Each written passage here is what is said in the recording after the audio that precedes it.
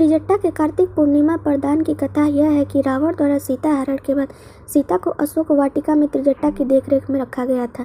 त्रिजटा ने सीता के प्रति माँ जैसा व्यवहार किया और उन्हें ढांढस बढ़ाया। प्रसन्न होकर सीता माता ने अपनी मुक्ति के बाद त्रिजटा को वरदान दिया उसके इस निस्वार्थ भाव के लिए कि कार्तिक पूर्णिमा के बाद के दिन को त्रिजटा के नाम से याद किया जाएगा, उनकी पूजा की जाएगी। इस प्रकार यह दान सीता माता की मदद करने के लिए त्रिजटा के प्रति आभार व्यक्त करने का प्रतीक है।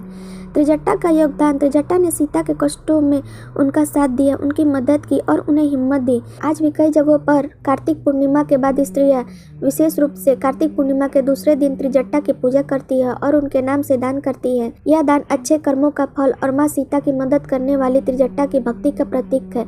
लंका से लौटते समय श्री राम ने विमान पर बैठी हुई सीता माता के कहने से उनके वाक्य का आदर करते हुए प्रसन्न होकर त्रिजटा को वरदान दिया।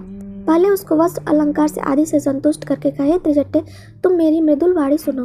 कार्तिक, वैशाख, माघ और चैत्र इन 4 महीनों में पहले के 3 दिन सभी नर श्रेष्ठ तुमको प्रसन्न करने के लिए स्नान करेंगे। इससे तुम कृतकृत्य हो जाओगे। जो मनुष्य इन 4 महीनों में पूर्णिमा से लेकर 3 दिन तक स्नान न करे, उसका सारे महीने का किया हुआ पुण्य मेरे कहने से तुम वर्ण कर लेना।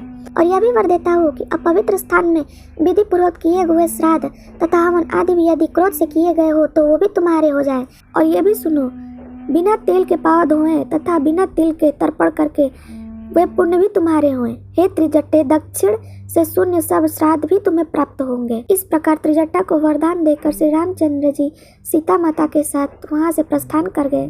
तब से लेकर आज तक कार्तिक पूर्णिमा के बाद तीसरे दिन त्रिजटा की पूजा की जाती है।